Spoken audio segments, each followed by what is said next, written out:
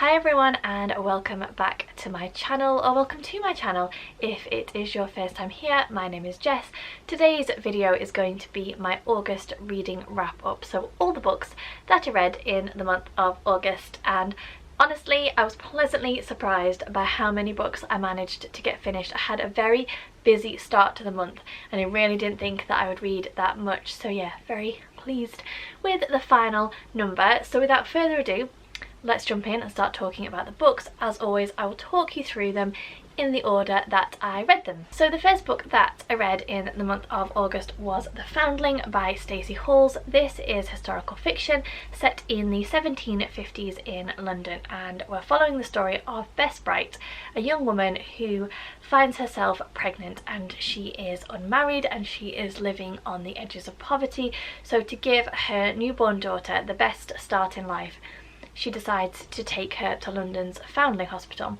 If you're not familiar, the Foundling Hospital was created, it was a real place, it was created to try to help with the abandonment of babies in London. Around the time it was created, crazily, there were around 1,000 babies being abandoned in London every single year, which is a huge amount for lots of different reasons. A lot of the time the parents were unable to care for the child, either because they didn't have the money, so like Bess, they were living on the edges of poverty, also reasons of illegitimacy, that kind of thing. So it was a real place. I think it still exists now under a different charity name, but yeah, essentially it was for children who were going to be or at risk of abandonment. So in this story, the women go to the hospital and they draw lots to see whether their baby will be accepted into the hospital. The baby has to be under the age of 6 months and in good health. So Bess takes her daughter, she leaves her, and she leaves her with a token and a promise that she will return for her. 6 years later, she does just that, only to be told that she has already been back and collected her daughter. And she collected her the day after she left her at the Foundling Hospital. We also follow another story. We follow the story of a young widow who is the widow or former wife of the man who fathered Bess's child. And so the plot thickens. I was dubious going into this book because I read Stacey Hall's debut, The Familiars, and I just thought that that was an okay read. It felt a little bit flat to me, but I was very interested in the premise of this book and I'm very glad that I picked it up. It's quick and interesting for a historical fiction. It's quite easy to read. It's nothing complex. It's just very enjoyable and very interesting. I liked the characters. I liked how they were well formed, and despite being flawed, they were quite likeable. Yeah, just an overall enjoyable book, and I gave it 4 stars.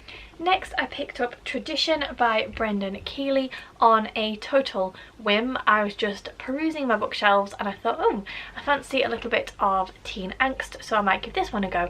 Actually wasn't as angsty as I was expecting it to be, and on the whole, sometimes I can handle a little bit of angst, and then sometimes I'm just like, I'm too old to be listening to this nonsense, so I can't cope with it. So yeah, it wasn't as angsty as I thought it was going to be, so I was quite pleasantly surprised in that regard. So this is the story of 2 characters. We have Jules and we have James, and they both attend a private school. Jules is a very strong character. She knows who she is, she knows what she wants from life, and she knows how she's going to get it. James is a little bit more lost. He has come to the private school on a scholarship.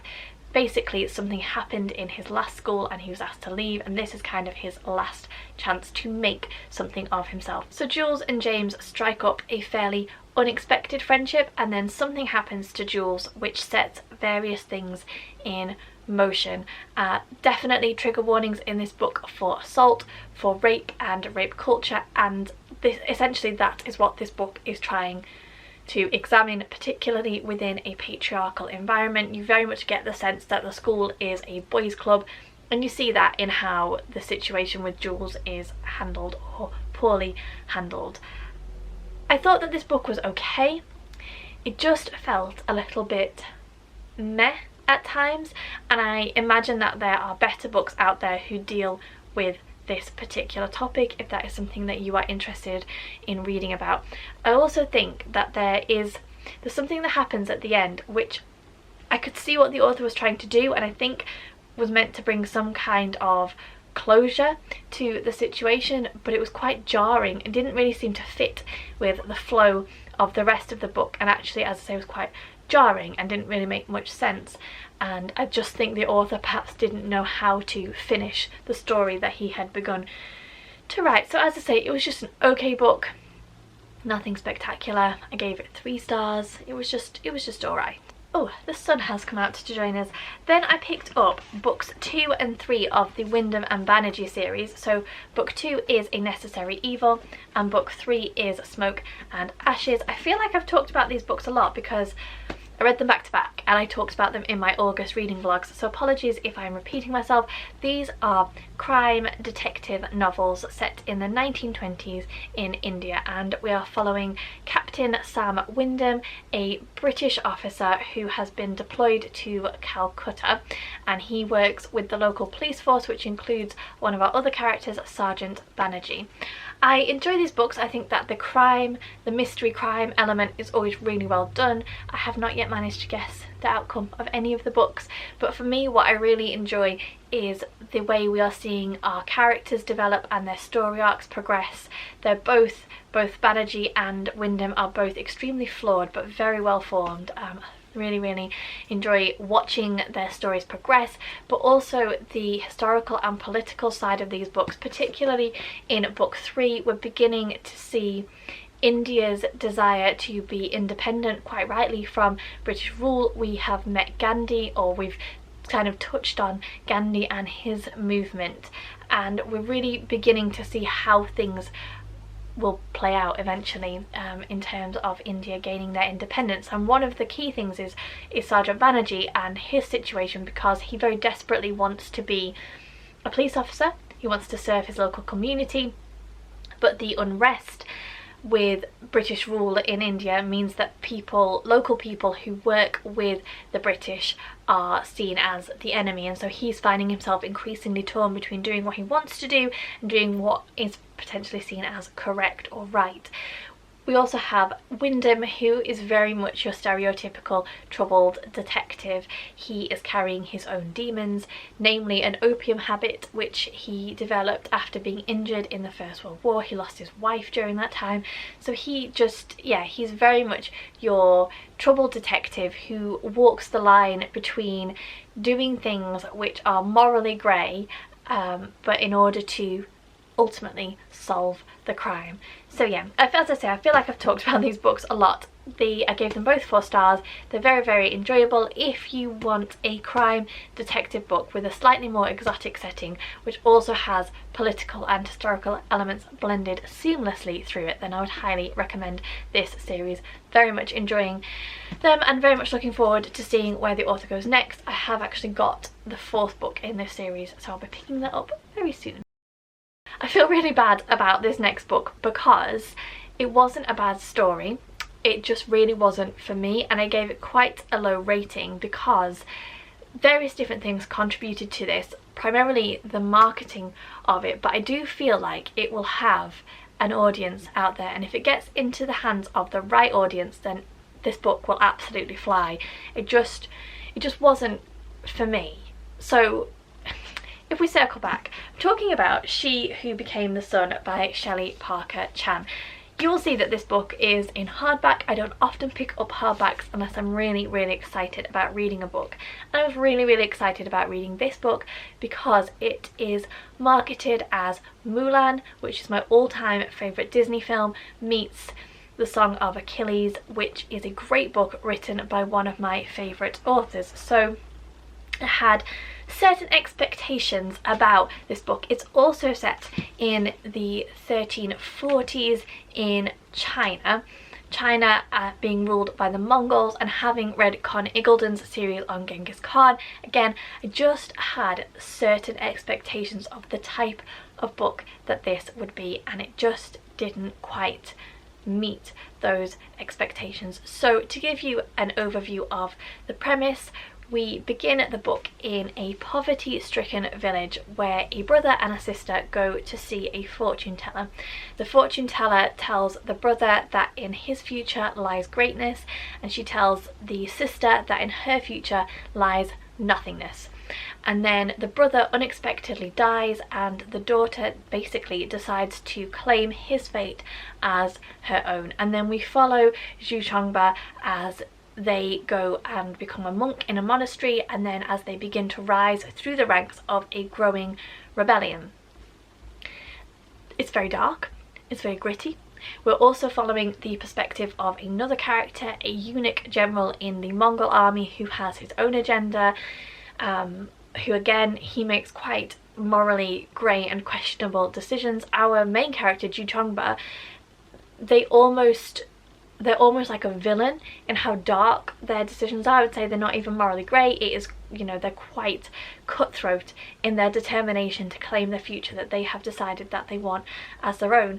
The issue for me was the speed with which we moved through the plot and the speed with which we moved through the character story arcs. So you have this incredibly rich environment and this exotic setting, and I just wanted so much more. I wanted to go with Zhu Chongba and I wanted to immerse myself in the monastery. I wanted to understand why, what did they learn? Why did they make the decisions that they made? Why did they decide to go and join the rebellion? You know, just all these dark things that they decide to do. I wanted to understand why. I wanted, as I say, I wanted to be immersed in their journey and in their story and in their setting. And you just don't get that. And for me, that's where I kind of lost my interest a little bit. It was very much a detached reading experience. So our main character would do something and it would be like, oh, that's not very nice. Okay, on to the next thing. I didn't feel any empathy or understanding for my characters. As I say, there was just very much a sense of detachment and I was ultimately disappointed. I gave it 2 stars.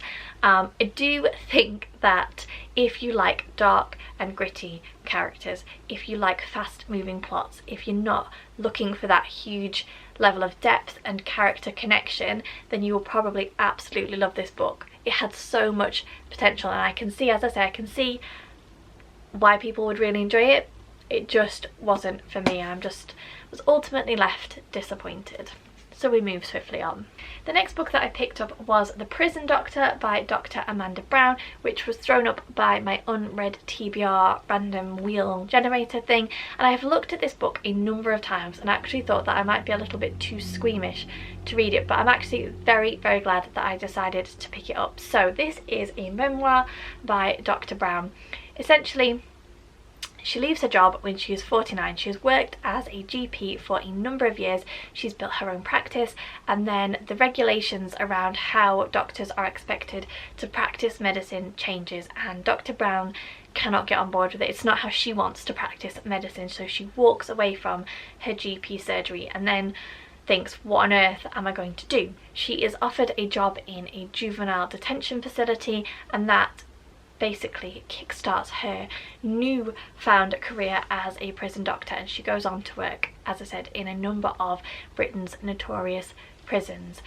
Reading this actually was very, very enlightening, and it sparked my interest in picking up some more non-fiction books, particularly around what I do as a job. I picked up a few that I'll share with you later, but I just wanted to share Poverty Safari by Darren McGarvey because this is the one that I'm going to be picking up next. I haven't read it yet, but I will be picking it up. So basically this just looks at Dr. Brown's experience within the prison system, and as you might imagine, there are some very challenging moments, there are some very heartbreaking and sad moments, but there is also a thread of hope to a lot of the stories that she shares, and it is quite an eye-opening and interesting exploration of why some people enter the prison system and how people can become trapped within the prison system, either through choice or through having no other options open to them. So as I say, that's one of the reasons that sparked my interest in reading Poverty Safari. So yeah, there were some stories that I wish had been expanded upon a little bit more. It's very obvious right from the beginning that Dr. Brown is not an author, but once you can put that aside, as I say, it's quite an eye-opening and interesting look at this particular topic. And I think if you have an interest in it, then I would certainly recommend this book. I thoroughly enjoyed reading it. I'm very glad that I read it. Yeah, if you can say that you enjoyed reading it, I'm glad that I read it, and it has certainly piqued my interest in reading other books, so I gave it 3.5 stars. And then the final book that I read was The Martian by Andy Weir, which is sci-fi. This is quite a well-known book, I think mostly because of the film starring Matt Damon, which I watched last night. It has been on and off my TBR for an embarrassingly large number of times. You'll know that if you are not new to the channel, and so I thought I'd just need to get it read, and I'm really glad that I did. So if you're not familiar, this is the story of Mark Watney, an astronaut who is left on Mars after a failed mission. His crew think he is dead, but it turns out that he is not, and so it is his journey of survival in a quite bleak and downright deadly environment, being the planet of Mars. Honestly, reading this book gave me a high level of anxiety. Just one thing after another goes wrong for Mark, and you're just like, okay, do you or do you not survive? And I deliberately didn't read the last page. I do have a bad habit, if I'm anxious of how a book is going to end, I do have a bad habit of reading the last page, and I was determined not to do it. But oh my goodness me, was I anxious reading this book. I did also, and I will admit that I skim read a lot of the sections on science and maths. It's just not my area of expertise, and I just had to kind of take it at face value that what he was saying checked out and was accurate. But all in all, it's just a very enjoyable look at what could happen if a man was to be accidentally left on Mars by his crew. It was funny in places, it was heartwarming in places, it was stressful in places, but I'm very glad I read it, and I'm very glad that I watched the film. I didn't enjoy the film so much. I didn't like the changes that they made. There was a particular change at the end that I thought was unnecessary, and they also missed elements out which I think would have actually enhanced the film a little bit more. But having read the book and then watched the film, I have a bit more understanding of what he was talking about in the book because I'm now able to visualise it. So probably would have done it the other way around if I had known. But yeah, just a thoroughly entertaining book, and one that I'm glad to say I have finally read, and I gave it 4 stars, and I would highly recommend it. So there you go, they are all the books that I read in the month of August. Do let me know if you've read any of the same books, what you thought. Let me know what your favourite book in August was. I always love to know. If you have made it to the end of this video, thank you very much. Please don't forget to give me the thumbs up, subscribe to the channel if you aren't already. As always, thank you for watching. I hope that you are keeping safe and well, and I will see you soon.